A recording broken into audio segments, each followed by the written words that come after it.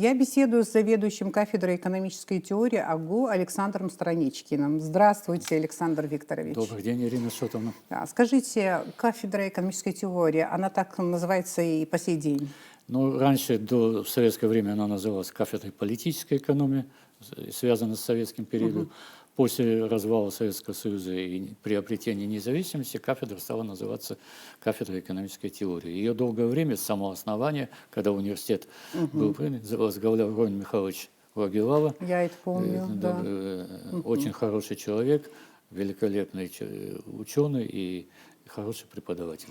Скажите, в преподавании экономической теории много изменилось в постсоветское время? Конечно, много. Можно сказать, что это полный переформат или все-таки более мягкая реконструкция предмета? Нет, могу сказать, что это полный переформат, потому что это совсем другие подходы. Ну, политэкономия, там немножко теория строилась на других базах, имеется теория трудовой стоимости, а это на теории издержек.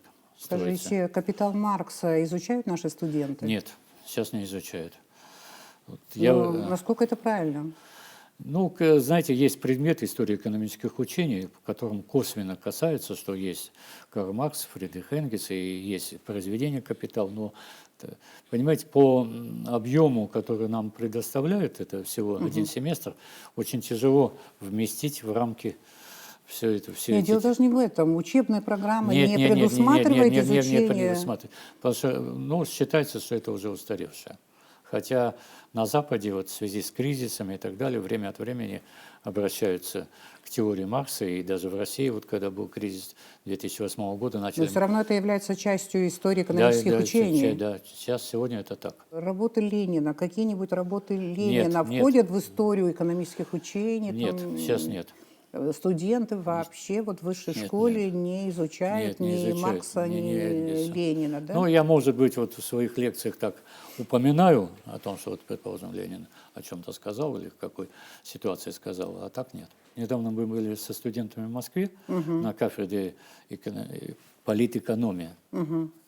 Представляете, они оставили название кафедры политэкономии. Хотя, если так посмотреть программу, там от политэкономии мало что осталось.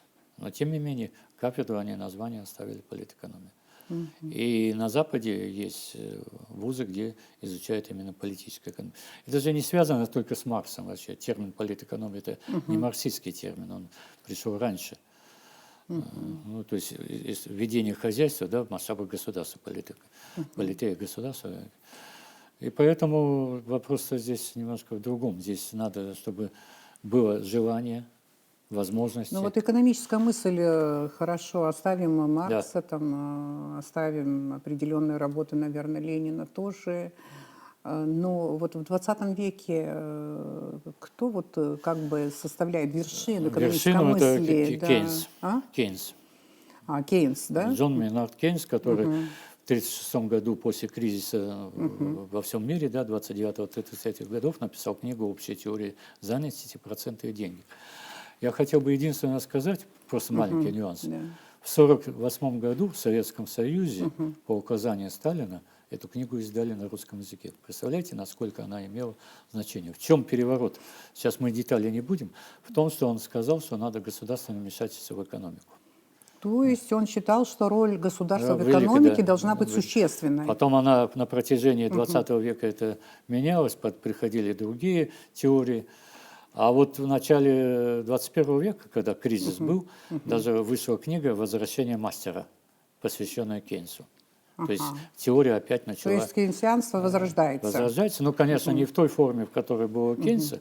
Есть понятие неокейнсианства, там есть ряд экономистов, которые следуют основной теории. Хорошо, а кто полная противоположность ему, значит? Кто считает, что и чья мысль или чья концепция преобладает вот в науке, именно в экономической науке? По поводу государства, скажем, да, кто считает, что государство почти не должно никакой роли играть, то есть минимальную роль вот в экономике? Ну, это так называемые рыночники, да, которые, да, но и они тоже, вот все учебники сегодня, которые написаны, они предполагают, что государство все равно должно регулировать. То есть вопрос стоит в в какой форме это должно происходить. То есть слишком или там частично, но регулирование государственное все равно нужно. Ну да, степень участия, Да, степень роли участия, участия, да. скажем вот так вот. Хорошо, давайте продолжим Да. нашу беседу. С 1983 года вы работаете в Абхазском Да. университете, но я знаю, что после вы занимали разные абсолютно должности в законодательной власти, в исполнительной власти, на разных уровнях. Скажите, вы оставляли вообще на какое-то время преподавание Нет, или никогда не оставляли? никогда не оставлял, и могу сказать, что я читал постоянно. Ну, если только какие-то там неотложные дела, я мог позвонить, сказать, что меня не будет. Почему не оставляли? Вот скажите. Ну, это уже Что вас, душа. что вас держит в Душа, университете? душа к этому. Да? Я могу сказать, что это вот, когда приходишь в аудиторию, ты немножко заряжаешься той атмосферой, которая присутствует в аудитории, и работаешь. Иногда они тебе могут задать какие-то неудобные вопросы, но ты должен быть Но готов. иногда преподаватель уходит как выжатый лимон. Это Ну, зависит, это просто наверное, от зависит- аудитории, от зависит от темы. аудитории, да. Но если ты не заинтересовываешь аудиторию, да, естественно, надо заинтересовать аудиторию. Потому что работать... Но аудитория должна понимать, что ты, когда заходишь, то, что ты знаешь свой предмет. Ну, скажем, плохое настроение, оно тянет куда-то Нет, вот назад, я как раз, тянет куда-то в сторону. я могу вам сказать, я Да, когда да. захожу в аудиторию, я им всем говорю, все ваши плохие вещи остаются за дверями. Понимаете? То есть вы приходите, мы с вами работаем. У меня тоже, может, на душе кошки скребут, но я улыбаюсь, с вами работаю и продолжаю работать. 90-е были лихими, на мой взгляд, не только для России, но и для нас тоже. А вот в 1994 году вы вошли в рабочую группу по разработке налогового законодательства. Вот в вашей биографии я на это обратила в первую очередь Но это, внимание. да. В чем была актуальность именно такой задачи? Ну, во-первых, мы только-только Ну да. начали формировать новое государство, да? У нас не было законодательства. Все, что было до этого, оно устарело, и возникла задача написать, подготовить законопроекты не только по налогам, по бюджету там, и так далее. И тогда Владислав Григорьевич создал рабочую группу из 6 человек. Это Даур Барганжи, Марина Квицения, Кама Богия, Заур Шалашава, ваш покорный слуга. Хорошо, вот работа этой комиссии, результат. Она какой? принесла, Вот, да, результаты. Мы в течение 12 дней подготовили 20 документов. Из них только один не был принят. Ну, посчитали, что еще рано. А такие вот вещи, как о бюджете и бюджетном процессе, план счетов подготовили, положение о бухгалтерском учете, вот это из этих. А так налоги, основные налоги, налог на прибыль, налог на НДС и там так далее. Но там возник один вопрос, с которым мы столкнулись. В связи с тем, что бухучета тогда не было в такой форме, ну, то есть никто реально не отчитывался, и возник вопрос, как облагать магазины, рестораны и ряд мелких объектов, ну, те же самые парикмахерские и так далее. И тогда возник вопрос спецналога. Форма спецналога, который в 2006 году был переработан с учетом там определенных моментов. Но имеется в виду коэффициенты ввели, сезонности, еще районирование и так далее. Он, конечно, сегодня устарел, его уже, как говорится, сняли с повестки дня, буквально с начала года, но тем не менее он свою роль сыграл. То есть вот смотрите, магазин, да, предположим, налог брался с площади. Потому что оборот никто не мог реально проконтролировать, и поэтому налог брали с площади. Это был спецналог. Ну, его по-другому называют, да, его по-другому называют вмененный налог, но тем не менее это была стабильность. Потом, когда в 2006 году возникла необходимость немножко реформировать его, тогда мы доработали, я уже в правительстве работал, мы доработали. В 1996 был сформирован, состоялись выборы во второй парламент, скажем, да, новый второй парламент, и вы были избраны депутатом этого созыва. Ну вот у меня два вопроса в одном, скажем так. Вы планировали для себя вот такую вот карьеру? Все-таки парламент, скажем так, это уже политика, Я да, понимаю. это политика. Это во-первых. И вот хотелось бы, чтобы вы вспомнили атмосферу парламентских выборов, потому что, насколько я понимаю, за это время вот в этом поле мы очень сильно изменились, наше общество, поэтому вот какова была тогда атмосфера? Ну, Да. хотел бы сказать, что в политике был не с 96-го года, я еще с довоенных времен, когда мы создавали русскую общину вместе с Вороном и Логиновым, да, это тоже входили в союз объединения, если вы помните, Ага. это наша организация и так далее. А в 96-м году, ну, как-то само по себе непроизвольно, я с кем-то поговорил, посоветовался, говорю, может быть, пойти мне, ну, так, в депутаты, мне говорят, давай. Ну, я пошел. Но на моем округе была маленькая проблемка. Это Маяцкий округ Да, или где? Маяцкий, Да? да, я дважды там избирался. Вот когда я первый раз шел, нас было 4 человека на одно место. И я прошел с первого тура. Это очень такой важный момент, хотя там были свои нюансы. И хотел бы поблагодарить сегодня тех моих коллег университета, Марину Квицения, уже Завра Шалашова нет, Хамагоги, которые мне помогали, ну, там, агитировали и так далее. Ну вот в какой атмосфере, да. Первая атмосфера, знаете, играет роль личности, конечно. Вот Сократ Рачевич Джинджули, который был председателем, он человек, который умел объединять коллектив. Я работал тогда в комитете по бюджету и экономической политике вместе с Завром Ивановичем Шалашало, он председатель, я заместитель. И мы как-то так активно взялись и очень плодотворно работали. Самое главное, то, что была атмосфера, вы говорите, да? Это Атмосфера умение даже слушать. не в парламенте. Вот сначала я имею в Да. виду выборы, сами выборы, потому что Ну, выборы, насколько я думаю, выборы стали что сложными выборы, теперь. Да. конечно, это были более простые выборы. 96-й Да, год, да. 96-й год, Да. чем выборы какого там, 91-го. Вот когда вы общались с избирателями, С как это избирателями происходило и как они я реагировали? могу вам сказать, что я один из немногих, который прошел весь свой округ пешком. То есть я встречался с людьми, там собрания были, ну и плюс я еще заходил. Я не говорил, что агитировал за меня там и так далее. Я просто говорил, что вот я ваш кандидат. Знакомились, общались, вот ходили, Знакомились, я да, это помню программу, хорошо, да. да. Но там же еще и другая есть проблема на Маяке. Там очень много религиозных сект. Ну, одна секта просто эговистов отказалась, сказала, мы Они не участвуют в не выборах. участвуют в выборах. Другая сказала, ну, это, знаете, суббота, мы до захода солнца не можем. Я говорю, давайте после захода солнца подойдете. Ну, в общем, таким образом с ними общался, работал и так далее. То есть вот такой конкуренции сильной, как это сейчас вот она происходит. была у меня, я честно скажу. Хотя качественные Но были 4 выборы, человека это все-таки качественные. многовато, понимаете? Да. Это хочешь не хочешь, все-таки. Потом, сейчас не хочу многие детали говорить, была воинская часть на территории, тогда им разрешали голосовать. Вот могу вам сказать, что на тот момент воинская часть проголосовала против меня. Да. Да, ну там сейчас, ну, в следующий раз за меня, но это как бы человеческий фактор. Здесь. Человеческий фактор, Да, это но, точно. тем да. не менее, и второй раз я тоже там выиграл выборы, но второй раз я шел уже с абхазом, 1 на 1. Это очень такая серьезная вещь. Но я его обыграл. Да. Пускай он не обижается, если смотрит телевизор. Я благодарен ему за то, что он принял участие. Но тем не менее. Ну, это район с таким смешанным Да, национальным смешанное, составом. но там да. вот сказать, что большая часть русские, это неправильно будет. Там смешанное очень Да, сильно. смешано.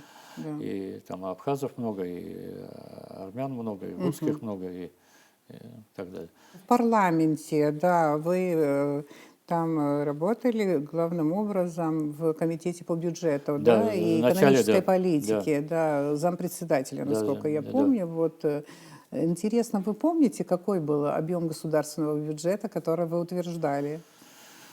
Ну, порядка 10 миллионов долларов первый бюджет был, который. Но потом он увеличился и так далее. Но тогда, понимаете, в чем дело? Тогда формирование бюджетов районов тоже интересная вещь.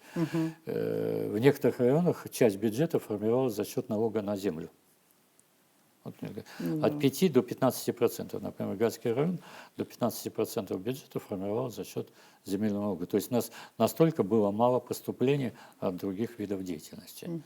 Но постепенно, и первые бюджеты, они вообще, как говорится, поступления в бюджет, это были таможенные пошлины.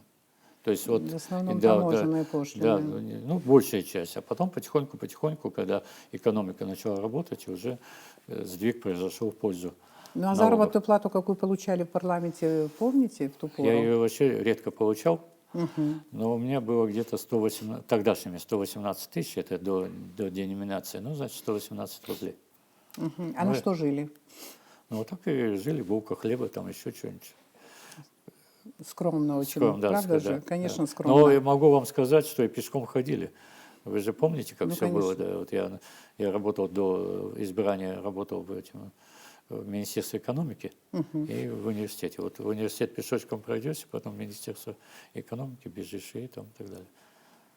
Сейчас тоже пешком ходите, я так понимаю, да? Ну, нет, конечно, с нового района я не хожу пешком. Нет, но- ну, так, большей частью, да. вы не за рулем. Нет, я Вы не не за У рулем. меня нет машины, Не за и рулем. слава богу, наверное.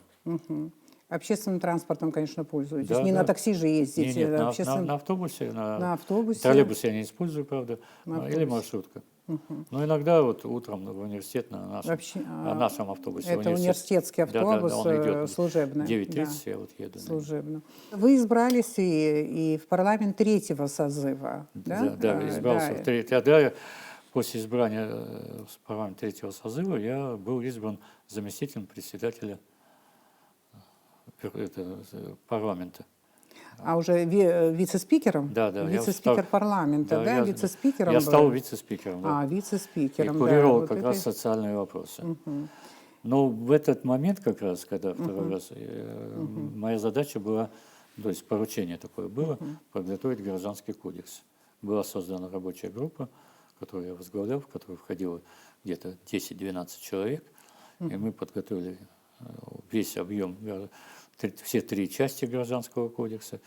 Даже я летал в Москву, чтобы проконсультироваться, потому что у нас отличия есть от российского, вот когда говорят, А когда приняли, кстати? приняли где-то в 2006. Ага. Да, А нет, почему раньше, в пятом приняли. А вот при третий. вашем созыве это было невозможно сделать, Нет, да? ну, надо было пройти этот документ объемный, его надо было просто... И вот я вам говорю, что когда говорят, что переписали, может быть, часто не то, что переписали, использовали, но в нашем гражданском кодексе есть отличия. Первое – это касающееся земли. Потому что в России есть частная собственность на землю, у нас ее нет. И, соответственно, тот раздел, который посвящен частной собственности на землю, он был убран. Ну, да. Кроме того, у нас еще один раздел убрали, это связано с игорным бизнесом. Вы помните, был запрет, целая история была по этому вопросу. Шумиха была, шумиха. Шумиха была большая. Ну да. Приходили к нам владельцы этих автоматов и так далее. Но, тем не менее, тогда вопрос был решен, им разрешили вывести эти автоматы без таможенной пошлины, и таким образом было все это закрыта тема. Ну, это уже вот нулевые годы, Да. да? Вот Да. нулевые годы. Ну, я с 2002 года вице-спикер. Интересно, как вы рассматриваете нулевые? Вот как продолжение пока еще 90-х годов? Или все-таки Нет, это в уже, это время уже резко общество начинает меняться? Начинается изменение. Если про общество пока не буду говорить, потому что оно своеобразно начало меняться, а вот, скажем так, про экономику, да, начали потихоньку приходить деньги. Сами наши люди. Вот, если помните, был тяжелый момент, магазины были заняты, там еще что-то, да, и потихоньку они из рук в руки перешли, и люди начали восстанавливать эти магазины, ресторанчики, то есть уже жизнь как бы оживилась, и вот это было положительно. Товар появился уже такой, который не на любителя так такового, а на тех, которые уже немножко люди с деньгами и так далее. То есть даже магазин золота появились. Слегка так оживляется Да, экономическая жизнь, но и политическая жизнь тоже начинает оживляться. Так вот. Ну, был момент, когда вот в 2003 году заговорили о Конституции. Это вот первый момент, я даже в каком-то круглом столе участвовал на эту тему. Тогда В каком смысле о Конституции? В третьем году? менять Конституцию. Конституционная реформа? Да, Вы имеете в виду реформу? Да, реформу, менять Конституцию. Только, конечно, подходы были разные, и в парламенте, в частности. Вот выдающийся человек работал в парламенте, Владимир Емельянович. Начач. Начач, да. Начач, Да, правда, да, он выдающийся. личность. Вот мы с ним Один из лучших депутатов, наверное, за все время. Вот мы с ним часто беседовали, работали на эту тему. Но понимаете, в чем дело? Общество тоже тогда было. Одни говорили, не надо менять Конституцию, нельзя ее менять, другие наоборот менять. Но дело в том, что было такое, вы же помните, в 1999 году прошел референдум, и считали, раз референдум прошел, Конституцию утвердили, подтвердили ее, не утвердили, ее подтвердили. Ну, да. И, соответственно, менять Конституцию нельзя. Но как раз референдум-то приоткрыл окно для изменений, потому что там 83-84 статья позволяла напрямую менять. И надо отдать должное парламенту того периода, который не воспользовался этим. Вы понимаете, да? Чтобы не возникали никакие такие потрясения, этот вопрос был. Потом уже впоследствии была при Сергее Васильевиче создана Конституционная комиссия, которая подготовила ряд предложений, которые потом впоследствии были приняты и так далее. Сегодня тоже говорят много о Конституции, но это, понимаете, Конституция – это не такая вещь сложная. Если вы где-то вот начинаете менять статьи, да, вы обязательно, перекос будет у вас в других статьях. Надо очень-очень аккуратно. Да, Конституцию надо менять, я не согласен с этим, но аккуратно. Ну, это вопрос остается повесткой. Да, повестка, но сегодня желающих свои предложения сделать много, да? Ну, да. Они молодцы, хорошие предложения. Даже те, которые тогда говорили, что ни в коем случае нельзя трогать, ничего менять нельзя, и да и поправки нельзя вносить, они все теперь уже за конституционную реформу. Ну, знаете, в свое время Владимир Емельянович Начач-Оглы, который вспоминали, он там написал, что такое реформа, что такое порядок изменений и так далее. То есть этапы всех этих изменений, да? Как либо новая конституция, тогда это так, если это так далее. Но есть нюансы, которые надо, понимаете, все вокруг президентской власти вопрос. Да, в основном вокруг этого, да. Ну, сейчас я вот слышу, президентскую власть сохранять, там вице-президента потом в следующем составе. Ну, да. Да, премьер-министр, одни говорят не надо, другие говорят надо, там, и так далее. В общем, это тоже вопрос. И теперь утверждение состава кабинета министров парламентом. Но надо тоже посмотреть, это я, в принципе, это не против, но как это будет длительно. Понимаете, есть же момент, когда мы можем. Но в Российской Федерации, например, если вы трижды не утвердили премьера, да, парламент распускается. Вы понимаете, да? То есть это должно быть. И вы импичмент объявляете, да, президенту, кстати, до сих пор закона нет об импичменте. И президент имеет право распустить парламент на каком-то этапе. То есть надо все взвесить для того, чтобы конституционная реформа не стала фактором нестабильности, а наоборот, чтобы она была использована как фактор стабильности. Чтобы зрители не думали, что я против изменений, но я наоборот за реформу, но такую аккуратную, взвешенную. Да. После парламента солидное количество лет вы проработали в исполнительной власти, вице-премьером правительства с 6 по 14 год. До момента событий. Да. И вот во времена вашего вице-премьерства, да, вот произошло очень важное, да, вот в истории Абхазии событие, 2008 год, это признание. Хотелось бы у вас спросить, вот давайте попробуем вспомнить. После признания, я понимаю, что самое главное, что мы сразу, скажем, получили практически, это вот гарантия безопасности нашей. Это было очень важно, и переоценить это никогда невозможно. Но вот в остальном, вот правительство в своей работе, как быстро начало ощущать вот то, что произошло, международное признание Абхазии, признание России? Можно я немножко предысторию? Пожалуйста, да. Дело в том, что как я попал. В 2006 году Сергей Васильевич, у меня срок не закончился депутатской деятельности, он меня пригласил и говорит, я подписал указ, то есть перед фактом поставил, о назначении. Так у вас депутатский срок еще не Нет, закончился, когда вас... год еще оставался. Вас, получается... Меня с должности с одной перевели на другую. Какую сферу вам поручили? Вот, Ну, какая необходимость была? На тот момент мне мои коллеги, все, что им не хотелось, они мне, я образно говорю, на самом деле, все это, все свои эти направления передали. Я занимался очень многими вопросами, начиная налоговая, таможня, энергетика, связь, статистика, ну и так далее, и так далее. И там же была еще создана энергетическая комиссия, которую я тоже возглавлял несколько лет, которая регулировала Вы все. тоже запачканы Я энергетической не проблемой. Как раз Нет, мне- энергетической проблемой. Проблема, да, она была. Я как раз так получилось, что когда я пришел, остановили Ингургес. Ага. Но в Почему? связи с ремонтом тоннеля мы тогда с Резо Платоновичем, Кристиной Константиновной ездили на электростанцию, смотрели, как там тоннель. Это, конечно, красивейшее зрелище. 9-метровый диаметр тоннеля, есть вот такое огромное количество воды, которое стекает. И тогда вышли из положения, таких резких отключений не было, потому что мы получали электроэнергию также из России, как и обычно. И, вообще энергетика такая острая проблема, на самом деле, она всегда Вы была. тогда предлагали что-то конкретное сделать для того, чтобы эта проблема не стала Нет, критической? к нам приезжал Интеррау, вел переговоры, они с Сергеем Васильевичем встречались, он нас тоже приглашал. Но как-то знаете, не срослось. Почему?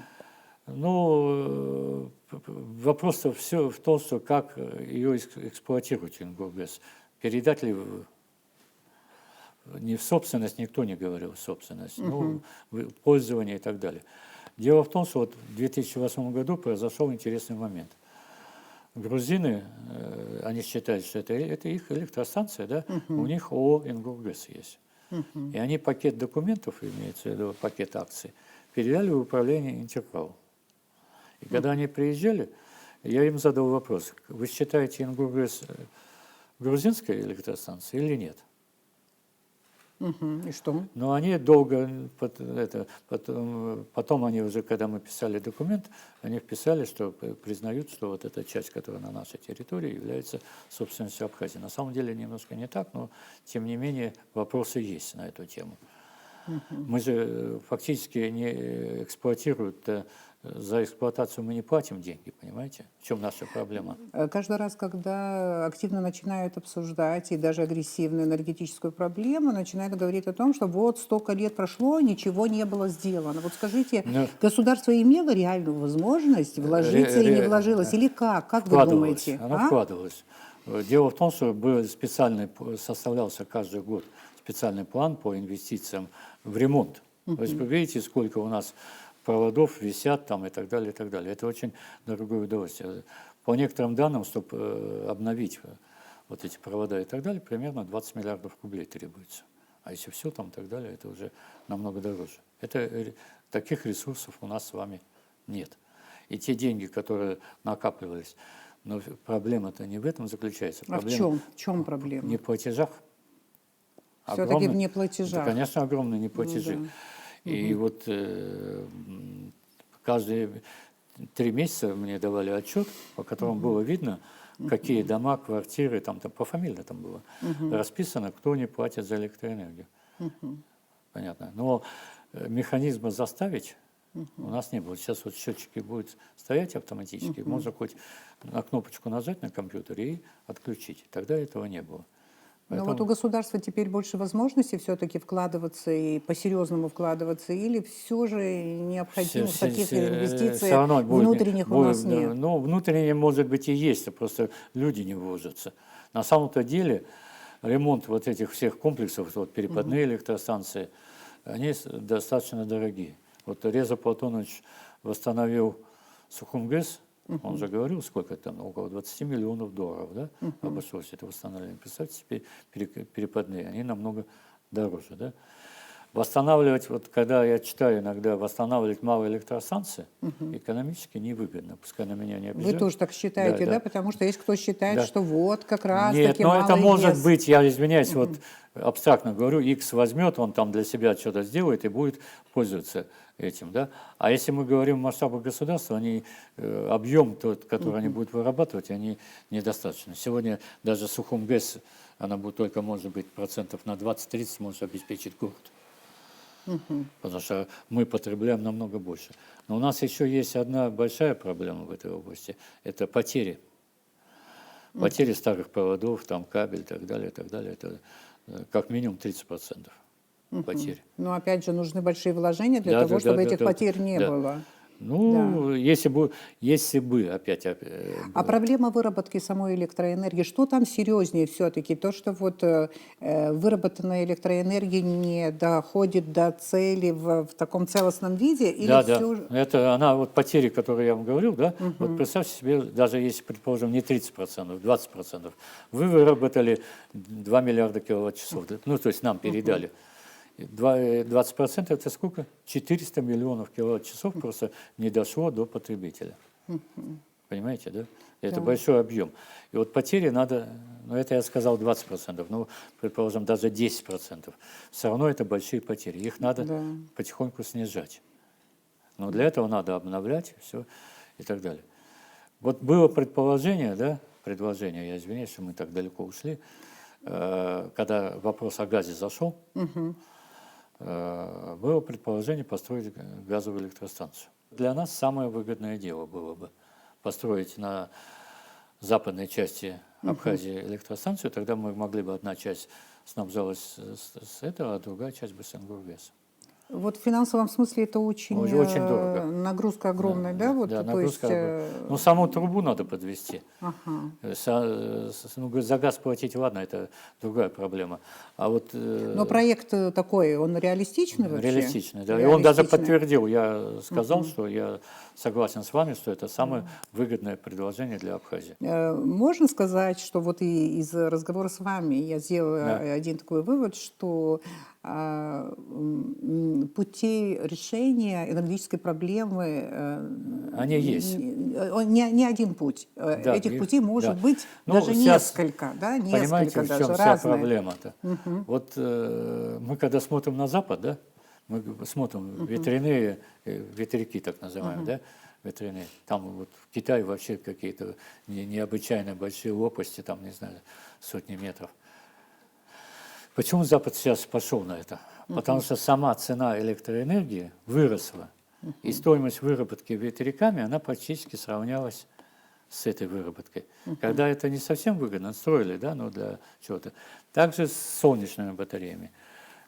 Если вы строите для себя, это одна проблема. Если для государства, это другие затраты, и надо понимать, как это все будет в энергосистему входить. Тогда надо выделять огромные площади, да, как, например, в Арабских Эмиратах там огромная пустыня строят эти не тепловые, эти световые электростанции, да, при помощи света, и они дают.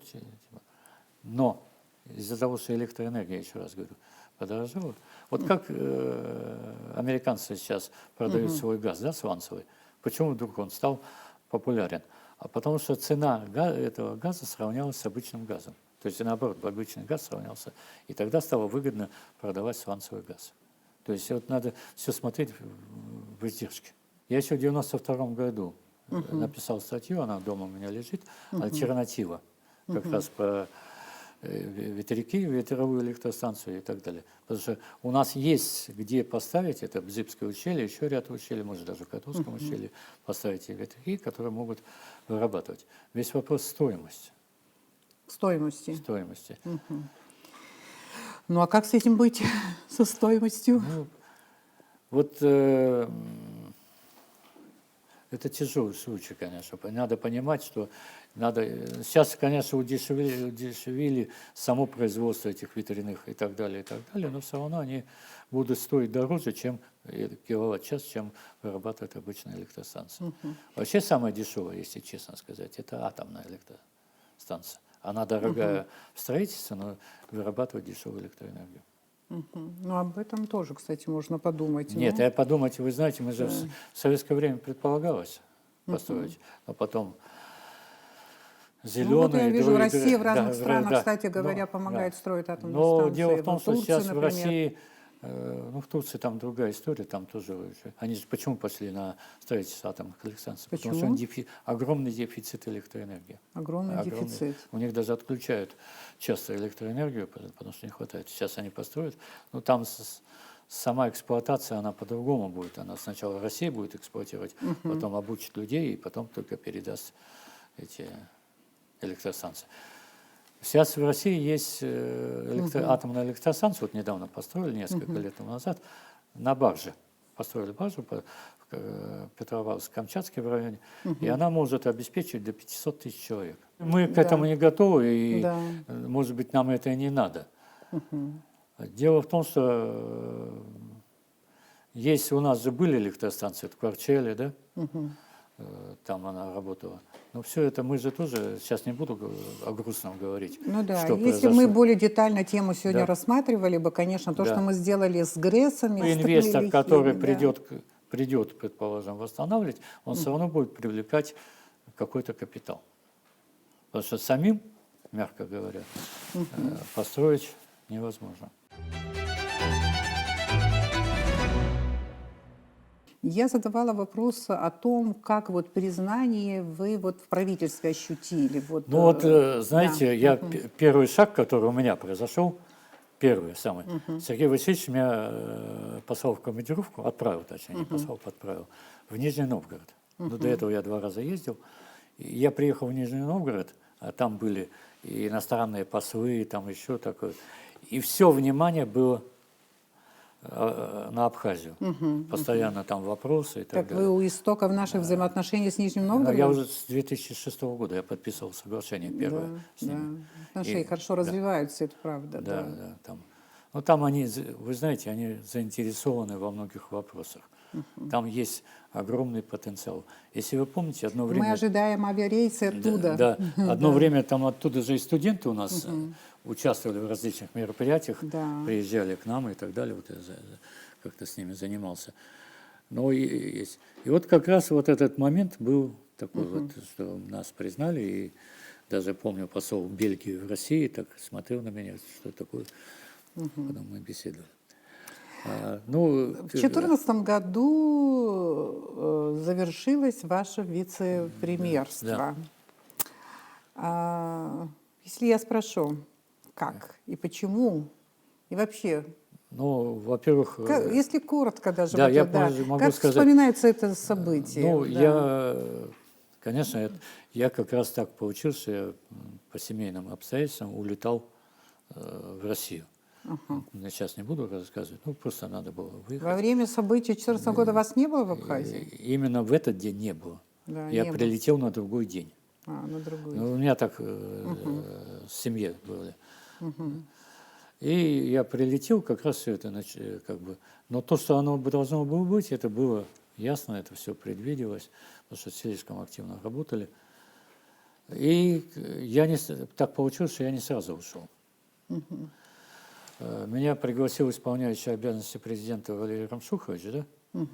И говорит, дело в том, что к нему пришли и начали предлагать какую-то кандидатуру вместо меня. И он, чтобы это не произошло, он мне говорит, уйди в отпуск. Я ушел на некоторое время в отпуск, потом мне еще поручили съездить в Приднестровье, я прилетел и написал заявление об уходе. Таким образом я... То есть вы сами ушли уже? Я сам ушел, добровольно. Ну, вы намек поняли правильно. Я так нет, понимаю, до этого. да. Вы знаете, я вот когда Это был говорят, намек, должен, отпуск. вот я сейчас хотел бы сказать, я дома тоже. Дело не в должности, я спокойно, я всегда к этому относился, а дело, знаете, работа с людьми. Вот первый момент, это то, что я каждый день с кем-то там общался, что-то делал. Незавершенные дела, да, вот, и вдруг пустота. какие-то обязательства, какие-то обещания и так вдруг далее, пустота, вот все это понимаете? прерывается. Да, вот это вот момент. А должность это меньше всего. Я, знаете, когда был в начале вице-спикером, я вообще в троллейбусе ездил. На троллейбусе, можно сказать. На троллейбусе. Да, с Маяка ездил на работу, будучи вице-спикером. Так что мне это... Служебной машины не было? Тогда не было еще. Не было еще Значит, тогда, служеб, да. Ну, это так, к вопросу о Вот жизни. такие были времена, да? Да, были времена. Это сегодня машина есть. Да, это было время, когда еще не спрашивали, а сколько вы нам заплатите, какая будет зарплата Нет, и так вообще. далее. Люди Вообще готовы были терпеть лишения. Вообще вот энтузиазм, вот когда вы вспоминали 94 год, я вот, вот эта рабочая группа, о которой мы говорили, она на таком энтузиазме работала, даже трудно себе представить, и вечером, и ночью, до 4 часов ночи. Иногда спорили какие-то формулировки и так далее. Это вот хороший момент. Да. Вот все мои коллеги, которые тогда участвовали, они об этом вспоминают. Ну, Мы вот недавно сейчас вот- вокруг себя много видите энтузиастов. Есть? Я возвращаюсь еще к одному интересному вопросу. Дважды вас включали в комиссию по защите имущественных прав граждан Российской Федерации Да. в Абхазии. Это было в 2010 году, Да. потом в 2021 году. Да. Ну, я помню, что было очень много разговоров вокруг там законного, незаконного, там приобретения недвижимости и так далее, и Ну, так там далее. И было- вообще имиджевый урон был для Абхазии очень даже серьезно. Что в итоге? В итоге я могу сказать, комиссия первая, о которой вы говорили, в 2010 году, по итогам этой комиссии, потом работает за несколько лет, был материал выпущен, значит, было принято около 200 заявлений, из них реальных где-то около 40. Там действительно у некоторых лиц русской национальности квартиры отнимались и не возвращались. Но были случаи, когда после вмешательства комиссии эти квартиры возвращались. Но вы же знаете, что произошло. Первое, значит, некоторые люди, которых квартира была в центре города, они не хотели переезжать, там, когда дом построили, да, специально для тех, кто пострадал, они хотели туда переезжать. Им, по-моему, 5 или 6 человек, может больше, выделили квартиры в Адлеровском районе. То есть так как бы. Ну, ряд В людей... целом вот работа комиссии, она разрешила вот проблему, потому что какие-то вопиющие нарушения и так далее я не слышу. Нет, они сейчас. были эти нарушения, но она пыталась смягчить многие вопросы. Разговаривали с теми, кто пытался, взял квартиры, и с людьми, которые пострадали. Мы помогали в судебном решении. Для этих. Удалось защитить, поддержать, вот поддержать. кого надо было Были поддержать. и другие моменты. Вот человек приезжал и говорил, у меня когда-то квартира была. Ну да, все там это. Ну, мы говорили им, а она у вас выкуплена была? Нет. То есть если квартира не выкуплена, соответственно, она не подпадала под это. Но человек писал письмо сразу Путину. Понимаете, какая проблема-то? Путину писали, и все. Это вот кто приехал через много-много лет, Да, после войны, много лет есть, спустя. Есть разные, там можно рассказывать часами, какие такие вот нюансы были. Но в целом старались решить эту проблему. Потому что комиссия была создана так, чтобы посольство участвовало в работе, посол там, или его представители, и с нашей стороны юристы, прокуратура и так далее, все участвовали. Могу вам сказать, что когда документ готовился для принятия, да, вот там, потому что обычно вице-президент вел тот или иной, значит, материал тщательно готовился. Проверялись, люди выезжали на место и так далее, чтобы разобраться в данной ситуации. Всегда есть недовольные, всегда есть те, которые считают, что их вопрос не решен. Но еще раз говорю, многим дали квартиры на новом районе. Вот в этом доме, который был специально построен для таких случаев. Да, ну то есть ситуация перестала быть такой вот. Ну прямо, потом была, нет, вот да, потом, да, когда да. вы говорили, упоминали, там, в 2021 году, да, там тоже были отдельные случаи, но тоже так не всегда, ну их решали, могу сказать, потому что либо компенсировали людям деньгами, либо помогали судебные решения, ну, либо там не всегда была правда. Были, потому что вот и когда вот этот 10-14 Вот год. не всегда была правда. То, что да, говорите, вот эти случаи были самые громкие. Да, авантюристы самые громкие, были. да. Потому Были что они на аферисты. экран, на камеру говорили ужасные вещи, когда начинали разбираться, там этого ничего не было. Да. Понимаете? И те люди, которые с нами работали, посол там и так далее, они понимали, что Тут Ну, в общем, обман идет ну, иногда. комиссия выполнила свою миссию, можно так сказать? Ну, не полностью, но Да. выполнила. Александр Викторович, вы экономист. Вот скажите мне, вот ваша сфера какая? Вообще какая главная ваша тема вот в Ну, экономике? мне Чем вы? приходилось всеми заниматься вопросами. Ну, конечно, я вот Ну, вот в сейчас, научном плане чем вы вот ну, занимаетесь? больше к макроэкономике, Ага. ну, то есть вот та самая государственная экономика и так далее. Вот. Ну, приходится иногда и опускаться на землю, и другими вопросами заниматься. Но я вообще когда-то, к сожалению, мои материалы пропали кандидатской. Я писал работу такую о теории благосостояния. У меня даже статья вышла на эту тему перед войной. Я там писал, но уже что пропало после войны, уже не до этого было. Надо было просто выживать. Да? Газета, вот я вижу, старая газета вот лежит перед вами, Да. и там вот я увидела название статьи. Выход Вот, из речь кризиса. идет об экономике, Да, об да, экономике. да, стратегии и тактика, Да, по-моему, да, вот стратегия и тактика. интересно. Ну, я писал О это. чем вы и когда? Расскажите вот эту историю вашей статьи. История Потом мы статьи. продолжим. Да. Да. Дело в том, что это вопрос был, как принимать решения, по каким вопросам, как стратегию государства строить.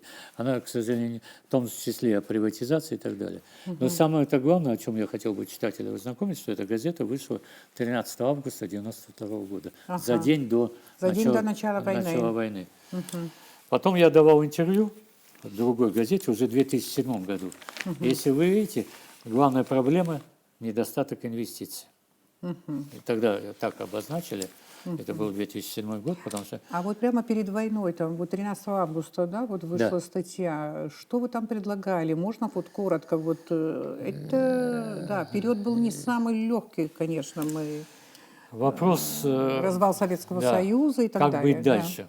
Проблема собственности. Одна из самых главных проблем, которая возникала при развале, да, как быть дальше. То есть это один из моментов. Как быть с денежной системой? Это сложнейший Да, вопрос. сложнейший вопрос, потому что мы тогда с вами стояли накануне, когда Советский Союз разваливался, мы с вами могли оказаться вообще без денег. Но, слава богу, Российская Федерация нам не отказала, денежная единица, она работала и работает до сих пор. Вот то, что вы тогда вот предлагали. Нет, сегодня теперь уже Нет, это сегодня уже не актуально, да? Не то, что не актуально. Ну, наверное, с высоты опыта я немножко по-другому сформулировал. Я вот опять не хвастаюсь, просто скажу. В 2000 году я написал большую статью об образовании. Об образовании. Об образовании, Ага, да. да. И что хочу сказать. Вот прошло 25 лет. Я могу сказать, что я ни от одного слова, которое там в той статье написано, не откажусь. Но об образовании, о Да, чем вы там писали? я вот больше упор все время делаю, я об этом и в своих статьях пишу, и когда встречались мы с руководством страны, это среднее специальное образование. Его надо в корне менять. Потому что нам надо готовить специалистов, которые необходимы для экономики. Ну, то есть слесарей, токарей, там, сантехников и так далее, и так далее. Ну, я поняла. Это среднее специальное Да, образование, об этом речь да, идет. да, речь идет об этом. Ну, да. Потому что у нас сегодня не хватает рабочих специальностей. Вы же видите, что происходит. Но есть другая интересная вещь. Когда нам предлагают через Россотрудничество обучение в колледжах, мы почему-то отказываемся. Не мы лично, а те, молодежь. В России, да, сегодня почти 50% молодежи идет именно в колледжи. Потому что они понимают, что эти специальности востребованы. Сегодня же технологические специальности. Вы же даже дома, когда приглашаете сантехника, да, вы видите, что технологии этих вещей поменялись. Вы экономист с большим опытом работы. И вот хочется спросить все-таки об экономике или о главном в экономике. Вот скажите, пожалуйста, насколько жизнеспособна наша экономика? Это первое. И что вы прогнозируете в ближайшие 5-10 лет? Глобальный вопрос подняли. Да, большой, да, но надо вот об этом я большом вопросе. Позавчера, когда выступал в сельском хозяйстве, говорил, что необходима программа на 10-15 лет развития агропромышленного комплекса. Надо понимать, для чего нам нужно. Надо, понимаете, в чем дело? За вот эти последние 20 лет было несколько программ. Программа Кабинета министров, программа ученых университета, потом в 2015 году программа стратегии развития, потом 25 шагов и так далее. В каждой из них что-то есть рациональное зерно. Но надо понимать, откуда брать деньги. Вот у нас сегодня, знаете, что интересно? Деньги в стране есть. Кто бы там ни говорил, это очень хорошо видно по тому, как строятся у нас, да, объекты, ну, там, квартиры, дома, там, и так далее. И плюс еще машины. У нас количество машин в среднем увеличилось в 6 раз. Значит, деньги есть. Но за счет чего мы сейчас не будем с вами размышлять, но деньги есть. Вот эти деньги, каким образом привлечь, никто не знает. Значит, на Западе есть так называемые облигации, да? Когда покупаются государственные облигации, получают доход и все. В наших условиях в связи с инфляционными процессами эти облигации выпустить невозможно, и потом под какую гарантию их давать. Нужно же под какую-то гарантию. И здесь возникает вопрос, где брать деньги. Вот банк, да, дал отчет, например, за 2023 год, у него на счетах лежит 2 миллиарда 700 миллионов. Не национальный банк, а вообще все банки. Это маленькая сумма. Вот даже если вы ее попытаетесь, если инвестируете, ну, одно здание большое построите и все, да? Но когда вы будете забирать у кого-то эти деньги, да, вы же должны потом в случае необходимости эти деньги вернуть. То есть нужно, чтобы у банков были больше средств. Вот по сельскому хозяйству два слова скажу. Значит, есть такая принятая практика, предположим, вам дают кредит, да? Ну, не по 25-30%, предположим, даже по 10%. Часть вот этого процента погашает государство, чтобы человек, который будет возвращать, потому что сельское хозяйство, это не всегда такая есть опасность. Сегодня урожай, завтра не урожай, там дождь, град прошел и так далее. То есть подстраховываться нужно. Но самое-то главное, там что нужно? Техническое обеспечение. Да.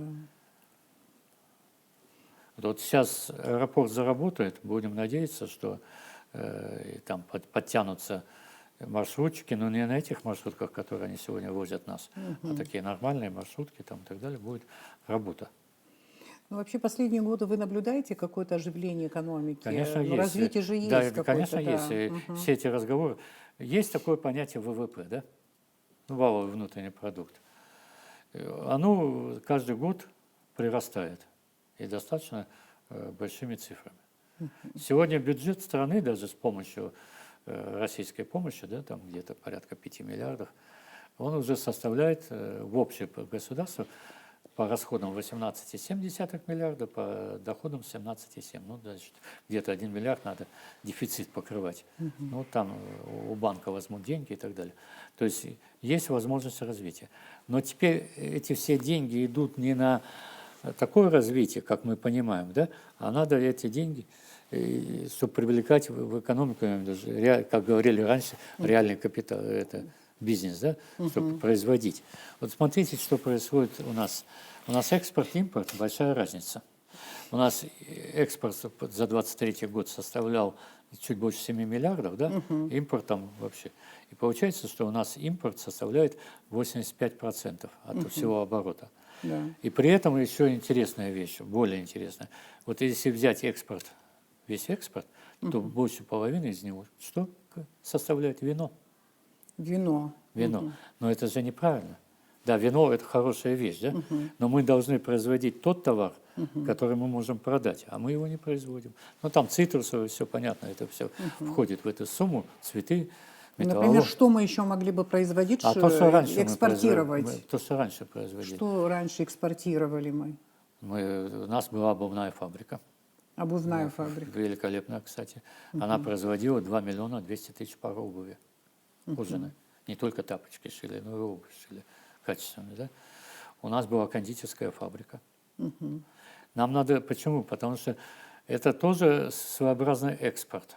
Потому что когда турист будет покупать вашу продукцию, я имею в виду конфеты, там тапочки не будем трогать, там другие изделия, это ваш экспорт. Он купил, он вывез. Понимаете? Поэтому, так же, как туристические услуги являются экспортной статьей, которая помогает нам баланс более-менее соблюдать, только это. И у нас же все это было. Вы помните, что кондитерская фабрика после войны выпускала продукцию? Я помню и то, что Сухум-Прибор мы превратили в торговый центр. Ну, Все, там уже все, это уже все, забыть надо про Сухум-Прибор. не, ну и Завод обувную газовой фабрику аппаратуры забыли, и тоже кондитерскую забыли, и газовую аппаратуру, Ну, завод да. газовой аппаратуры забыли, и ГРЭС забыли, все забыли, легко газовая забыть. аппаратура, там вообще выпускались газовые плиты, выпускались эти баллоны газовые, Ну да. и эти нагреватели, водонагреватели. Все это выпускалось, и потом в достаточно большом количестве. Ну да. Ну, произошла Ладно, полнейшая деиндустриализация, это факт, мы это понимаем. Я просто вот но удивляюсь, знаете, чему? Вот, предположим, мы приватизировали химзавод. Химзавод, Да, да. ну, сегодня уже прошло больше 10 лет после приватизации. Там ни капельки ничего не изменилось. Понимаете? То есть нам надо подойти к вопросу, что если вот 5-10 лет ты ничего не делаешь, пожалуйста, верни назад. Ну, это тяжелый случай, да, я вот это Ну да, говорю там, где такую вещь. объекты заняли, Да. приватизировали, и ничего не Я был в происходит. Приднестровье Ничего не происходит, много да. раз, 4 раза Да, ездил да. в Приднестровье, там встречался с руководством и с руководителем предприятия. У них тоже приватизация, они практически там все приватизировали. Но они условия ставили. Они, предположим, не так дорого продавали предприятия, но ставили условия, чтобы модернизация произошла. Понимаете? Вот по земле мы, когда опять возвращаемся, да, например, по кодексу 1925 года, если вам в аренду давали землю, вы ее должны были что? Обрабатывать и улучшать плодородие. Вы понимаете? Если вы это не делали, у вас просто эту землю отнимали. Ну а сейчас ты занял, земля всё, на лежит, всю и ты жизнь, можешь на всю- продавать, на вс- если да, на найдешь всю оставшуюся покупателя. жизнь, да, можешь. Да. Я часто слышу, говорят о том, что есть деньги, деньги в тени, что налоги, хотя, скажем так, наши налоговики последние годы, по-моему, работают Нет, неплохо, то, но что тем не менее, что предприятие- есть потенциал, ресурс, который надо вытащить, Вы что это мы еще не понимаете, вытащили. Это правда? Наверное, может быть, есть потенциал, но надо смотреть, выжимать из предприятия тоже нельзя, все, правильно, чтобы оно работало. Есть еще одна такая деталь, это скрытая заработная плата. Скрытая заработная Да, плата. потому что да. если вы показываете, что у вас зарплата там 15 тысяч, да, но сейчас уже на предприятии за 15 тысяч работать не будут. Вы понимаете, да, о чем? Это значит, не платится подоходный налог, это не платятся фонды, там, пенсионные и так далее фонды. Почему у нас низкая пенсия-то? Она не потому, что мы не хотим поднять ее, а потому что, да. я говорю, не потому, что не хотим, Ну говорю, да, да, хотим, а потому да. что у нас с вами заработная плата низкая и отчисления низкие. Вот отдельные предприятия, вот сейчас я могу вам сказать, ну, понятно, Роснефть – это другой вопрос, но я знаю, вот, например, отдельные предприятия, которые работают, уже новые, да, они платят, и зарплату платят людям. Вот даже вот эти, которые построены новые объекты, курортные, да, они там достаточно высокая заработная плата. Ну, отчисления, наверное, тоже конечно, нормальные, да, чтобы накапливать для да. пенсии. У нас же еще какая проблема? У нас люди не работают уже, некоторые, я говорю, 20-30 лет, отчислений никаких от них не было в пенсионный фонд, но при этом потом приходят и говорят, нам нужна пенсия. Тогда надо ввести такой момент, что они самозанятые, да, если на рынке, предположим, и они должны отчислять тогда какие-то копейки. Вы же с Россией знаете, там СНИЛС, да, понятие есть? Да, Понятие. СНИЛС, Да, да, почему это СНИЛС? Потому что это значит, что вы стоите на учете в Пенсионном фонде России. Понятно, что отчисления ваши, которые были когда-то там и так далее. Ну, в общем, ничего просто так на человека не падает сверху. Ничего. Это Да, все но надо... работать, конечно, в этом Работать. вопросе, и вообще просто работать. И надо обучать людей. Вот понимаете, в чем дело? У нас выросло поколение людей, которые не работали. Понимаете, вот я живу в Новом районе, я вижу там много молодых людей, и уже не молодых, уже которым за 40. Вот они ходят, живут, кстати, неплохо, но У нас вот этот майнинг, да, он очень сильно дал денежную подушку людям. Да. Но вот ее надо каким-то образом использовать для того, чтобы они могли вкладывать деньги в экономику. Главное, что может потянуть В наших, остальные в отрасли, наших все же, в условиях чем вы пока видите, в это какой отрасли это? санаторно-курортный комплекс. В наших условиях. Санаторно-курортный Потому комплекс. что он может подтянуть транспорт, строительство, все остальное, да, торговля и так далее, что там тянется. Вот посмотрите, построили объект в Очамчире. Сейчас не будем все разговоры о нем. Построили. Я еще ездил, когда там только строили. И разговаривал там, в основном женщины, как ни странно, строительством занимались. Я спросил, это вам нравится? Да, нравится. Мы зарабатываем все. И многие из нас потом здесь останутся работать. То есть есть районы, где люди готовы работать за определенную плату. Да. А есть, где уже считают, что там 30, 40, 50 тысяч – это уже не деньги. То есть надо понимать, что надо создавать предприятия там. Вот сейчас, когда был вопрос спорный об инвестициях, да, я сейчас не буду говорить за, против и так далее, я несколько раз сказал, и статью в книге написал и так далее, и сказал, что мы должны сами предлагать инвестиционные проекты. И под них искать уже инвесторов. Потому что почему? Вот мы считаем, что в Гагаре, не в Гагаре, а в Очамчирах и в Корчеле надо построить такие-то предприятия. Да? У нас есть площадка, у нас есть энергетика, у нас есть транспортная составляющая. Да? Вот мы вам даем, давайте, начинайте работать. И таким образом мы как-то могли бы, чтобы не было вот этих разговоров, что пришел инвестор, да, взял лакомый кусочек земли и все, там он у нас отобрал все. Мы уже сами много отдали. Нам надо четко знать. Вот сегодня энергетика, да, важна. Значит, давайте направим деньги, потому что без энергетики у нас ничего дальше не будет, потому что мы не можем расширять производство, да, мы не можем строить новые объекты, потому что они требуют энергию. Правильно? Значит, что для этого нужно? Надо все-таки, я понимаю психологию наших людей, и сам, что вот придет этот иностранец, да, и возьмет там перепадные электростанции и все заберет себе. Давайте по-другому все. Давайте пригласим и скажем частно-государственное партнерство. Часть наша, часть ваша. И давайте совместно это что-то делать. Это, вы знаете, вот когда по нефти было, помните тоже, Ну, да. много сейчас уже это уже ушел эпизод нашей жизни. И у меня один студент постоянно мне приходил и говорил, нельзя добывать нефть, нельзя добывать нефть. Ну, я спрашивал, почему? Да вот там все разграбят, все украдут, все такое, ну, еще плюс экологию пытался применить. Однажды я ему сказал, вот если тебе будут давать ведерко нефти с той добычей, ты согласишься? Он сказал, да. Конечно. Вот в чем весь вопрос-то. Доля. Ведерко. Доля нужна, Я это да. называю ведерко. Нельзя сказать, что вот есть какая-то вот более или менее такая вот просчитанная, реалистичная программа, которая могла бы стать программой действий правительства вот именно в области экономики. Но Нет, я хочу есть, знать знаете, просто. да, я вам сейчас скажу так, может кто-то меня будет ругать. Вот были инвестпрограммы, да, с 2010 года, каждый год принимал, ну, на 2-3 года там, и так далее, инвестпрограммы, там, куда, что сделать. Они все были направлены на какую часть? На социальную, правильно? Да. Если мы с вами приватизируем большое предприятие, да, мы же должны сказать, что давай, дорогой мой, мы можем тебе бесплатно отдать, но давай ты сделаешь то-то, то-то, о чем я вам говорю.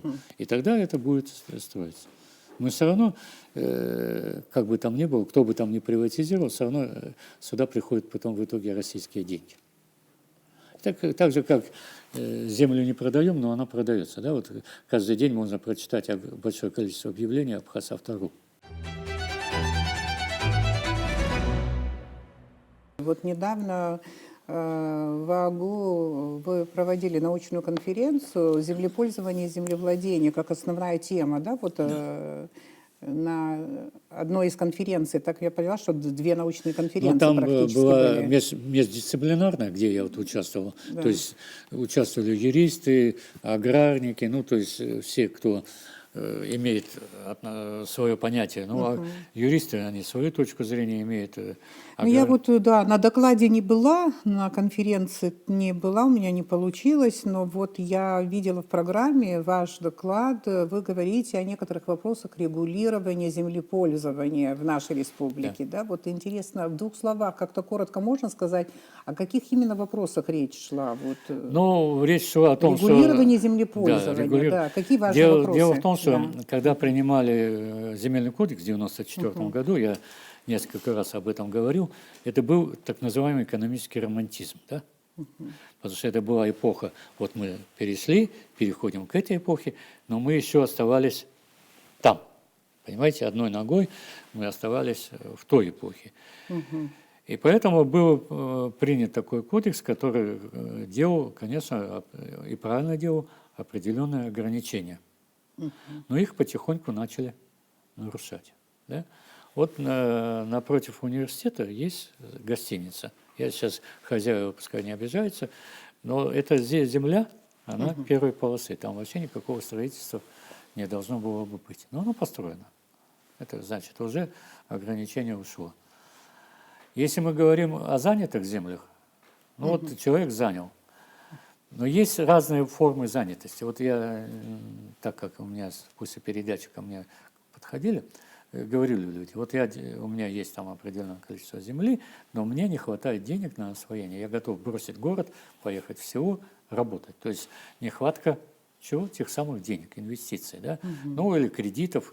Но кредитов не таких, как там 25-30%, а то и больше, а кредит, предположим, 5-10%, то есть льготный кредит. И тогда надо нам возвращать людей в село. Я задал вопрос молодежи, вы готовы в село вернуться? Нет. Ну, некоторые, может быть, там это. Потому что это труд. Да, труд, который, может быть, не технологизированный и так Ну, далее. потом Если вот бы это было немножко да, на другом уровне, возможно, есть что... возможности, там, вот, например, я там сказал о том, что вот градостроительный кодекс принят, да, его надо как-то увязать с земельным кодексом. Потому что в городе тоже строят, например, Гагры, строят объекты, да, вот так вот. Надо как-то все-таки их равномерно строить в том смысле, что какой-то план должен быть, да, что на этом месте будет кинотеатр, на этом месте бассейн, на этом будет санаторий. И в Сухуми-то перед войной же был у нас план генеральный города. Его даже, по-моему, принимали или разрабатывали, не помню сейчас, но был. И сегодня это такой план должен быть. Вот опять та же самая тема о том, что если инвесторы приходят, мы говорим, вот в этом месте построй нам вот это, вот это. Понятно, да? Скажите, вот вы проезжаете, видите, вот как всякими катакомбами, буквально какими-то капитальными строениями застроили нашу береговую вот эту полосу. Вот, Вы знаете, я сейчас как вы не буду... реагируете? Это вообще правильно? Я не буду осуждать это, да, сейчас, Да, да. но я могу только одно сказать. Когда поезда пойдут, как люди там будут спать. Ну да. Это, так Ну что тогда есть митинговать будут собственники этих строений, и они не А, захотят, по- чтобы по- эти по- поезда проходили. Я еще. знал Мы же одного так умеем делать. политического деятеля Абхазии, не буду Да. фамилию называть, который говорил, давайте снесем железную дорогу. Зачем она нам нужна? Давайте на этих территориях будем что-то строить. Ну да. Но не буду называть фамилию. Хорошо, не будем, но таких, наверное, такие найдутся, они находятся. Хорошо, если вот так вот подвести итоги вот по вопросу о земле, скажите, об эффективном землепользовании в Абхазии можно вообще говорить? Или Можно, пока, но нужно для этого вкладывать деньги опять. опять же, деньги? Понимаете, в чем дело? Вот речь-то о том, что много лет говорим кадастр, да? Кстати, постановление, когда принимали закон, земельный кодекс, там было написано разработать кадастр до такого-то времени. Ну вот прошло какое-то количество. Я понимаю, это очень сложный механизм. У нас еще упирается на то, что денежную оценку земли мы не можем делать, да? Потому что у нас земля не продается формально, по крайней мере. Соответственно, нам надо по плодородию и там так далее. Потому что если вы приглашаете того же инвестора, он должен знать, что на этой земле можно выращивать. Да. Ведь там есть ряд показателей, щелочность земли и так далее, и так далее. Это очень таки много вопросов на эту тему. Поэтому надо думать, как это все делать. Потому что Если мы сельское хозяйство, вот крестьянские фермерские хозяйства, когда принимали закон об этом, было такое благостное состояние, что мы тут, сейчас у нас фермеры появятся и так далее. Но было и другое. Фонд земельный должен был быть. Понимаете, у государства должен был быть земельный фонд. То есть он мог бы распоряжаться, давать кому-то там на время, там еще на что-то, на сельхозработу или куда-то. Фонда нет на сегодняшний день. Ну, там какие-то, может, есть небольшие участки. То есть это есть. Хотя сегодня, как ни странно, когда государственная помощь была, вот по клубнике, да, по теплицам, люди с удовольствием же это все брали деньги. И Под проекты, под такие проекты, сельхозпроекты. Но, Да. но это были деньги, которые приходили извне, и их распределяли. Надо таких денег больше. Вот, предположим, сегодня там несколько сот миллионов выделяют, но это мизер. Вот знаете, что нужно же? Технику еще покупать. Без техники сегодня никуда не денешься. Я вот много говорил о селекции, то есть селекция семян. Если вы выращиваете кукурузу, да, вы должны ее обновлять семена, потому что у вас происходит в определенной степени деградация культуры. Снижается урожайность. У нас, по-моему, не занимаются этим вообще, да? Селекцией никто не занимается. Ну, я не знаю, может, в Институте сельского хозяйства занимается, чтобы их не обидеть. Я приношу сразу заранее извинения, что если что-то там... Селекцией растения не занимается точно. Ну, вот мандарины многие, которые у нас есть, их тоже надо обновлять, потому что им уже много лет, срок прошел и так далее. Нужна поддержка. Это банковская, кредитная поддержка со стороны государства. Вы знаете, раньше были такие вещи в сельском хозяйстве, венгерский метод, там другие. Вот, предположим, вы фермер, да? Вам привозили 10 поросят, вот так возьмем, да? И говорили, 5 поросят вы для себя, 5 поросят вы государству. Вам привозили корма и так далее. Вы занимались выращиванием. Плохо это? Да нет, конечно. Вот я бы хотел, чтобы к такому варианту в итоге пришли. Ну, я думаю, что вот такая концепция экономическая работает в целом ряде государств, которые успешно развиваются. Последние лет 20 мы живем в какой-то политической буре, да? Политические страсти, нешуточные в Абхазии и так далее. Вот на протяжении вот этих лет, вот, если мы будем открыто и честно говорить, вот, вы стояли как-то вот подальше от всех, вот как-то дистанцированно? Нет. Или была позиция четкая, но которую особенно так громко озвучивать не хотели? Вот. Ну, позиция у меня была, если я работал до 2014 года, с Сергеем Васильевичем, потом с Александром Заводинским, да, сейчас... То есть позиция понятна. Да, но я дело даже не в этом. Мне иногда говорят, вот ты с Анклабом работал. Я говорю, Анклабом вообще работал, я на государство работал на этот момент. И там было немало сделано, надо отдать должное. Потом я ушел из политики. Я вот уже был руководителем русской общины, я в 2014 году был вынужден уйти. Единственное, могу сказать, что вот в 2011 году группа людей, там Станислав Волкова, Надежда Венедиктова, Наталья Каюн и ваш покойный слуга, мы были, и там другие авторы издали книгу о русских в Абхазии. Это именно имеется в виду 19-20 год. Мы про живых не писали. Мы про тех, кто жил, что-то действовал, про Юрия Николаевича, там, про многих людей. Потому что у нас очень много интересных людей жило на территории Абхазии, которые много чего сделали и в экономике, и в культуре, и в науке, и так далее. Ну, потому что я уже как бы пережил все эти... Знаете, громко, когда говорят, что ты борешься за власть. Ну, то есть мне это уже не нужно. Я там побывал, я знаю, что такое власть. Она как-то, знаете, меня сильно не коснулась. Я как жил на Новом районе, так и живу. Потом об этом тоже поговорим. Вот вы несколько раз вот в нашей беседе уже говорили, вы, пусть не обижаются и так далее. Вот скажите, вот откуда вот это интеллигентность или это не боязнь. осторожность? Нет, это не осторожность. Нет. Неосторожность. Нет, это просто, чтобы, понимаете, сейчас люди слишком эмоциональны. Вот когда предвыборная кампания была, когда это, я там в Новом районе, когда мимо проходил, там иногда меня втягивали в какие-то диспуты. Но, как вам сказать-то мягко, людям иногда так в голову вложили что-то, да? Вот ты когда свою позицию пытаешься сказать, правильно, неправильно, это другой вопрос. Она не воспринимается. Вот я к чему всегда призываю студентов: верите в Бога, читайте Библию. Не верите в Бога, тем более читайте Библию, чтобы уметь оппонировать своему собеседнику. У нас потерялась культура дискуссии. Оппонирования. У нас сразу вешают ярлык, да? Или говорят, что вот это все правильно мы говорим, а вы все неправильно. Вы понимаете, да? К сожалению, этого нет. Надо просто садиться и воспринимать, какая бы сторона ни была, да, другую позицию. Надо уметь. Агрессии противопоставить агрессию вам трудно, да? Вы не тот человек, который может Нет, я могу Можете? Да, могу, конечно. Если меня коснется так сильно, это у меня и бывало, но сейчас это мне не нужно. Это не позиция осторожности, это неправильно будет ситуация. Я достаточно некоторые вещи говорю. Открытый человек, да? Вы открытый человек? Обо мне даже недавно как-то писали в интернете. Но это уже как искажать, искажение долго. Это и в 2014 году обо мне статья была. Там исказили все, что можно было исказить, и в 2004.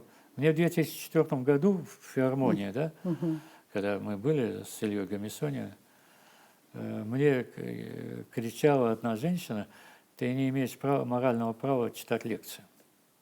Понимаете? То есть насколько это все обострено было.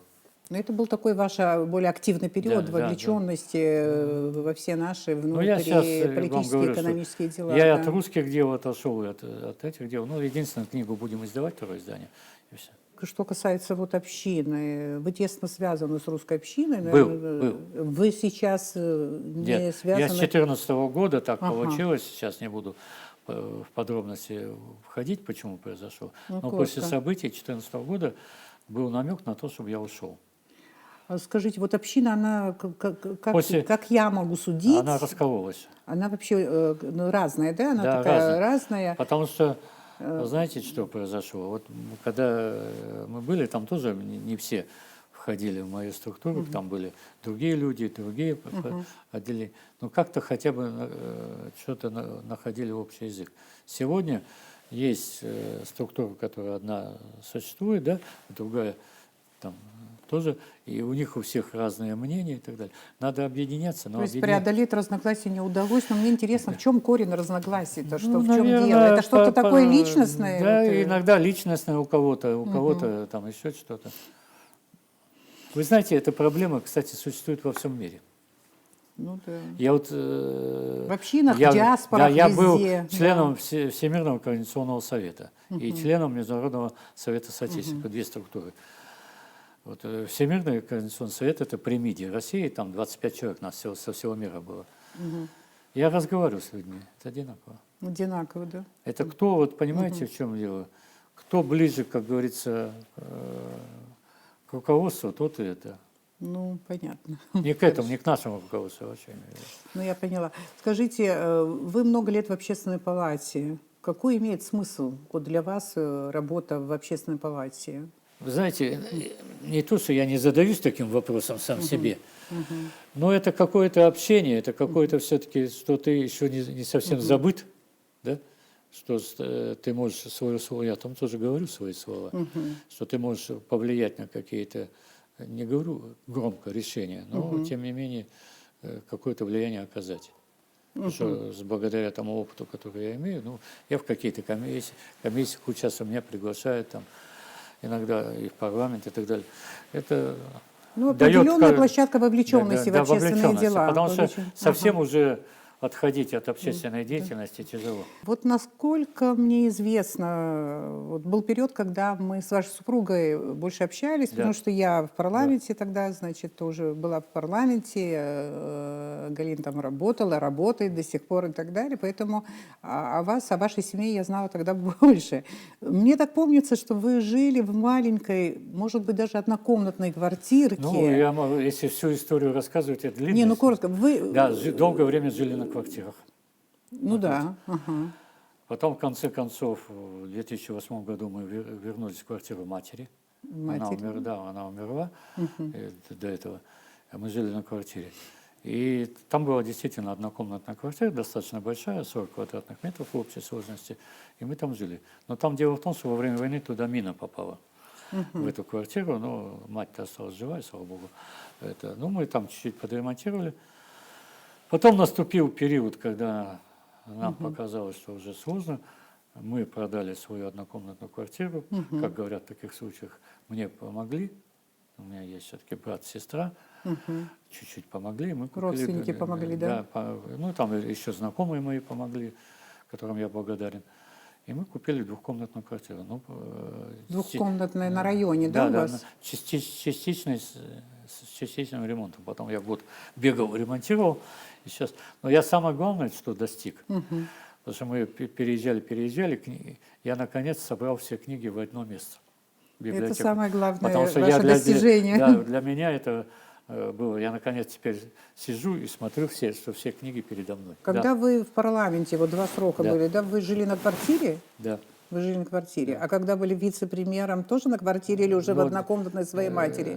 Вот мы с 8-го года жил. Уже в момент, когда я был вице-премьером, я уже жили на В однокомнатной Но квартире матери. Для людей это ни о чем не говорит. Я спокойно к этому отношусь и считаю, что Ну акцентировать... вот кто нас слушает, кто-то может сказать, конечно, многие знают, что вы в этом смысле очень порядочный человек, правда, знают, что у вас нет, чего нет. Но в целом, я думаю, что кто хочет знать, они все знают. Они скажут, какой дурак. Да, но кто-то может сказать, что экономист, профессионал, и почему? И такое подозрение, что честным путем, неужели так трудно? Ну, зарплата была низкая же, я вам могу сказать, как вице-премьер я получал 7100 рублей. А вот желание бизнесом заняться, каким-то делом у вас не было никогда? Ой, я перед войной пытался заняться, мы там втроем организовали предприятие, кстати, связанное с книгами тоже. С книгами? С книгами, да. Сначала продажа, потом издание. Уже многие вещи были сделаны, но война началась, все это рухнуло, книги пропали, которые мы, там около 1000 книг у нас украли и так далее, компьютер пропал.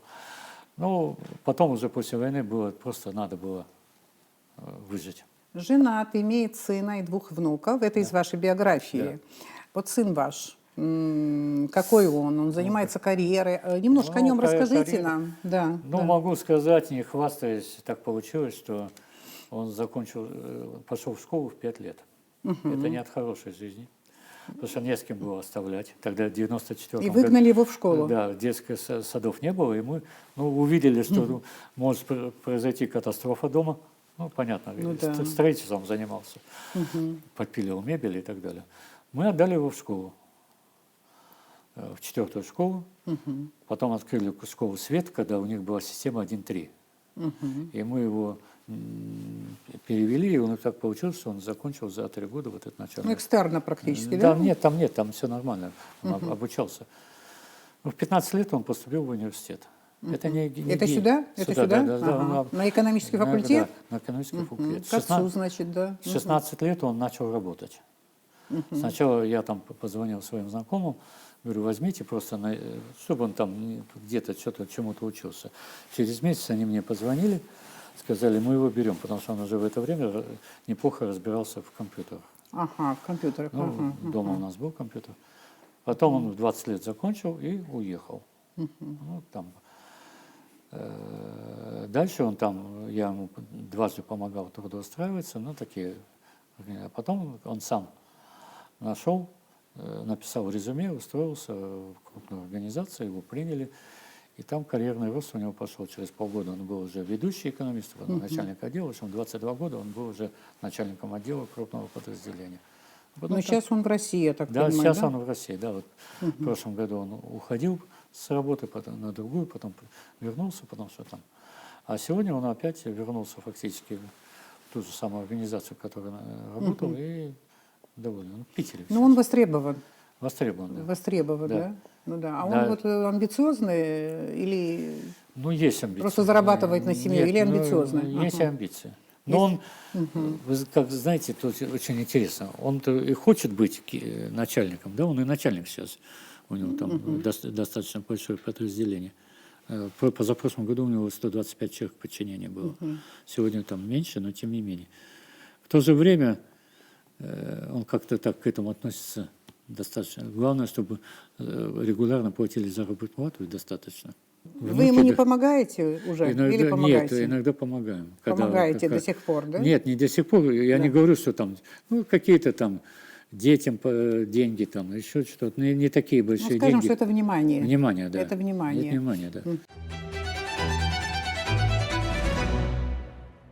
Вы родились в Абхазии? Нет, я не родился не в Абхазии, это известный факт. Вы родились где? В Чите. В Чите? Да. Но так получилось, что я вырос. Это вот мать. С какого возраста в Абхазии? С 12 лет. С 12 лет, да. Это Всю жизнь вы живете в Абхазии, Ну, я, да? во-первых, эшерскую школу закончил, это о чем-то говорит, правильно? Какую школу? Эшерскую. Да, кстати, Нижнеишерская школа. Отец Владислава Григорьевича у меня заучим был. Это была русская школа? Там было, я-то учился в русском секторе. Там 3 русский сектора. сектор. Русский, абхазский, армянский, грузинский. Да? Грузинский сектор Да. был. У нас мы вот учились вместе с моими товарищами из абхазского Но тем сектора. более в Ишерской школе. Вот я хочу задать вопрос такой, не потому что я хочу там, не знаю, подколоть кого-то, подкусить. Нет, абсолютно. Просто я хочу вот это знать, потому что я потом вам скажу, для чего я задаю такой вопрос. Вот у вас не было вот за все это время вот интереса попробовать выучить язык, абхазский я имею в виду? И какой-то запас слов у вас есть на абхазском? Да, определенный запас, может быть, есть, но я его, как вы выговаривать не всегда могу, эти слова. Частично я что-то понимаю. Но дело в том, что в то время, когда я рос, у меня вот эта многонациональная среда у нас там была, как-то так это не сподвигло. Хотя у меня сын изучал абхазский язык. Но он, знаете, на чем? Вот когда он начал изучать, поменяли алфавит. Вы помните? Там немножечко. Это немножко. прямо не такие изменения. Ну вот он в итоге проучился в школе, проучился в университете, сдал экзамен. Может, что-то там у него осталось. Вот у меня жена ходила на курсы, да? Она даже начала уже по-абхазски говорить. Но потом курсы сказали, денег нет, курсы прекратили. То есть это должно быть постоянно языковая Галина могла бы выучить, да, скорее всего. Я вам говорю, говорю, что она учила. Но для этого надо, чтобы работать. Те, кто эти курсы открывает, их должны там... Этапы же есть, да? Вот это начальный этап, второй этап, третий этап. Вот еще один вопрос. Вот студенты, мне, насколько известно, вы очень тепло с пониманием и очень уважительно относитесь к студентам. Интересно, какие они теперь? Вот вам видно, конечно, да? Что нравится вам и что, может быть, даже тревожит? Ну, и так как я принимаю несколько лет вступительные экзамены, могу интересную вещь сказать. Но там разные люди, которые не могут учиться и так далее. Но есть люди, которые сдают на 5 вступительный экзамен, а потом почему-то начинают хуже учиться. Проблема в том, что это зубрежка. Зубрежка? Да. Вот они выдали нам материал, да? Это школьная привычка? Да, это школьная привычка. Да. И думаю, что надо... И потом, когда мы приходим, мы начинаем, я вот, например, объяснять им, главное понимание то, о чем вы говорите. Потому что в экономической теории нужно понимание. Вы не можете выдать, но вот если у вас абстрактно график начерчен, да, вы должны объяснить, почему та или иная кривая движется влево или вправо. Это вы должны такое сказать. Что касается молодежи, да, есть очень хорошие ребята. Вот каждый год, когда мы принимаем выпускные экзамены, иногда они меня удивляют. Я вот сейчас в магистратуре преподаю, есть очень хорошие ребята все эти годы. Например, в 2022 году мы выиграли Олимпиаду в Москве. Да, я помню. Мы с 2016 года участвуем, и вот 3-е место брали и так далее. В том году мы вчистую обыграли МГУ, Высшую школу экономики и финансовый университет. Мы обогнали их на 12 баллов. Представляете? Интересно. Да. Потом в следующем году мы 2-е место взяли. Ну вот и так далее. То есть в этом году тоже... У вас какая-то феноменальная группа была? Или же в МГУ, скажем, там... Нет, она не феноменальная группа встретилась? Мы просто с ними несколько лет занимались. У нас есть... То есть вы их готовили? Да, Анна Валерьевна Адлибер, да? Ага, У меня на кафедре работает, и начальник отдела международного. Вот она с ними вплотную занимается, и надо отдать ей должность, что готовит. И вот финальный вопрос, он у нас традиционный. Наша программа называется «Абхазский путь». Да. Тут мы говорим о разном абсолютно, вы, наверное, заметили. Вот главное на этом этапе пути, вот как вы думаете, вот Абхазия сегодня, какой главный вопрос? Вопросов много, конечно. Да, конечно, много. С вашей точки зрения, что вот так вот, если абстрагироваться, самое главное для Абхазии сейчас? Понять, что Абхазия – это важнее личных амбиций. Спасибо большое. Это был «Абхазский путь» с Александром Страничкиным. Благодарю вас и очень надеюсь, что вы будете более регулярно смотреть наш эфир, наши передачи на Абхазском канале, потому что для нас это важно. Спасибо большое, всего вам хорошего.